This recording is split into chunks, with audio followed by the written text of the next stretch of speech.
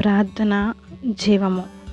అన్నిటి అంతము సమీపమై ఉన్నది కాగా మీరు స్వస్థ బుద్ధి గలవారై ప్రార్థనలు చేయుటకు మెలకువగా ఉండుడి. 1 పేతురు 4వ అధ్యాయము 7వ వచనము. సాధారణంగా ప్రార్థనయే జీవము, ప్రార్థనయే జయము అని చెప్పుచు మనల్ని మనం బలపరుచుకొని ఆసక్తిగా రోజు ప్రార్థిస్తున్నాము. ప్రార్థన యొక్క ప్రాముఖ్యతను హృదయ స్పందన మరియు శ్వాసతో మనము పోల్చుకొనవచ్చు. కారణము, ప్రార్థన వేళ యందు మన జీవమై ఉన్న క్రీస్తు తన శక్తితో మనల్ని నింపుతారు. ఆత్మ సంబంధమైన ప్రార్థన మనలను జీవముతో నింపుతుంది. అపోస్తుల ప్రార్థనా జీవితము మనం పరిశీలిస్తే వారు వ్యక్తిగతంగా ప్రార్థించారు, సామాజికంగా ప్రార్థించారు, ఏక మనసుతో ఎడతెగక ప్రార్థించారు. వారి ప్రార్థన వారు కూడి ఉన్న చోటును కంపించేసింది. విజయవంతమైన జీవితమునకు విశ్వాసము ఎంత అవసరమో అంత విశ్వాసము ప్రార్థనా జీవితమునకు అవసరమై ఉన్నది. ప్రార్థనా జీవితమే క్రైస్తవ జీవితమునకు పునాదిగా ఉన్నది. అందమైన భవనము స్థిరమైనదిగా నిలుచుటకు లోతైన పునాది మీద కట్టాలి. బైబిల్ ప్రకారం పునాది బండ మీద వేయవలెను. జయ జీవితం యొక్క పునాది ప్రార్థన మాత్రమే. అది జీవమై ఉన్న క్రీస్తుతో ఏకమై ఉండవలెను. దానియేలు ప్రార్థన అతనికి జీవమునిచ్చింది. సింహములు అతని ప్రాణమును హాని చేయలేనంతగా అతని ప్రార్థన అతన్ని సంరక్షించింది. అనుదినము ముమ్మారు మోకరించి ప్రార్థించిన దానియేలును బట్టి అతని శత్రువులు కుయుక్తగా సింహపు గుహలో వేయించారు, కానీ దేవుడు దానియేలును తప్పించారు. ప్రార్థనా జీవితం వల్ల మనము అనేక సమస్యల నుంచి తప్పించబడతాము. మన శత్రువులైన బలహీనతలు కానీ, ఆర్థిక సమస్యలు కానీ, ఇబ్బందులు కానీ, ఏవైనా కానీ వాటన్నిటి నుండి ప్రార్థన ద్వారా మనము తప్పించబడతాము. తెల్లవారుజామున గుహ యొద్దకు వచ్చిన రాజు, జీవము గల దేవుని సేవకుడవైన దానియేలు, నిత్యము నీవు సేవించిన నీ దేవుడు నిన్ను రక్షించగలిగినా అని అతనిని అడిగారు. ఆ ప్రకారమే షద్రక్, మేషక్, అబేద్నెగోలు అనే వారు అగ్నిగుండంలో వేయబడినప్పుడు కాలిపోలేదు. అంతకు మునుపు వారు రాజుతో చెప్పిన మాటలు ఏ విధంగా ఉన్నాయో ఒకసారి చూడండి. మేము సేవించిన దేవుడు మండుచున్న వేడిమ గల ఈ అగ్నిగుండంలో నుండి మమ్మల్ని తప్పించి రక్షించుటకు సమర్థుడు, మరియు నీ వశమున పడకుండా ఆయన మమ్మల్ని రక్షించెను. అవునండి, మనం సేవించుచున్న దేవుడు మనల్ని రక్షించడానికి ఆయన మాత్రమే సమర్థుడు. సాతాను వశము కాకుండా ఆయన మనల్ని రక్షిస్తారు. ఇబ్బందుల నుండి మనల్ని రక్షిస్తారు. అనారోగ్య సమస్యల నుండి మనల్ని రక్షిస్తారు. దీనన్నిటికీ కారణము మనము ప్రార్థించడమే. దానియేలుతో పాటు ప్రార్థనా వీరులుగా ఉండిన ఈ 3 హెబ్రీయులను కూడా ప్రభువు కాపాడారు. దీనిని బట్టి, వారికి దేవుడి మీద ఉన్న నమ్మకాన్ని బట్టి, వీరి యొక్క ప్రార్థనా శక్తిని బట్టి కాపాడబడ్డారు.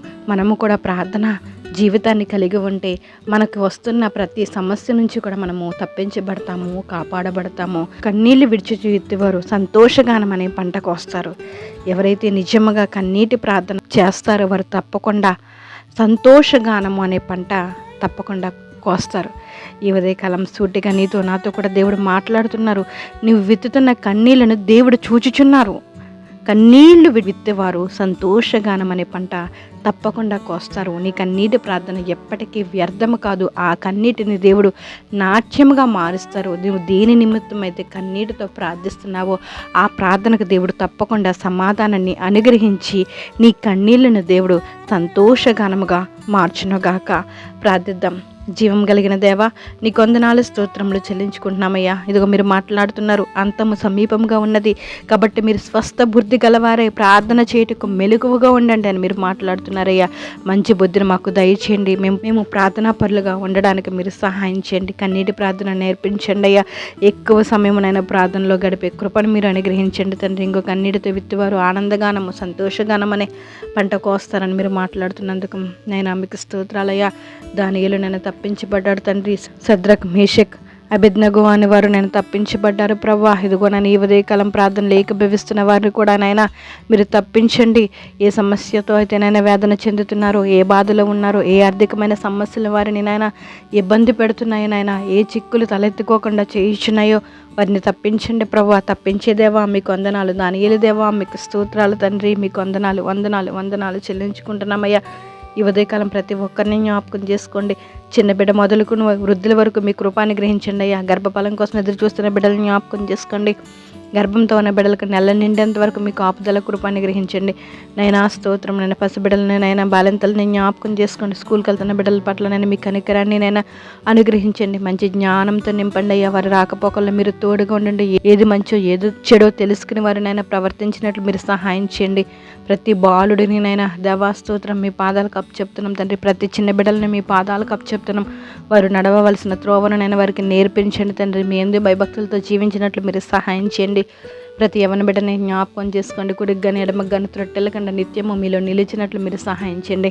యవన బిడ్డలు అనేక మందినైనా చదువులు పూర్తయి ఉద్యోగాల కోసం ఎదురు చూస్తున్నారయ్యా. వారి విషయంలోనైనా మీరు కార్యాన్ని జరిగించండి. యవన బిడ్డలకు తగిన కాలం ముందు వివాహాలు జరగడానికినైనా మీరు సహాయం చేయండి తండ్రి. మీకు వందనాలు. యవన దంపతులు జ్ఞాపకం చేసుకుని సమాధానం కలిగి ఒకరినొకరు తగ్గింపు జీవితాన్ని కలిగి నైనా మిమ్మల్ని కలిగిన జీవితాలుగా వారు ఉండడానికి నైనా మీరు సహాయం చేయండి.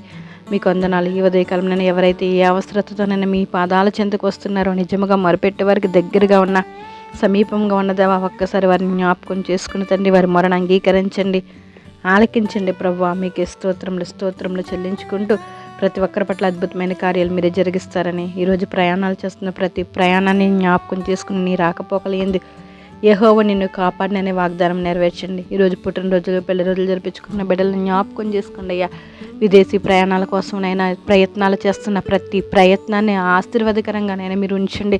వారి వీసా విషయంలో, మెడికల్ విషయంలోనైనా, పాస్పోర్ట్ విషయంలోనైనా మీరు సహాయం చేయండి. ఇప్పటికే విదేశాల్లో ఉన్న బిడ్డల పట్ల కూడా మీ కృపాన్ని గ్రహించిన అయినా వారు చేస్తున్న కష్టార్జితాన్ని ఫలింపులోనికి తీసుకురండి. చేస్తున్న ఉద్యోగాల్ని ఫలింపులోనికి తీసుకురండి ప్రభువా. మీకు వందనాలు. రైతులను జ్ఞాపకం చేసుకోండి. వారు వేస్తున్న ప్రతి పంటనైనా ఫలింపులోనికి రావడానికి మీరు సహాయం చేయండి.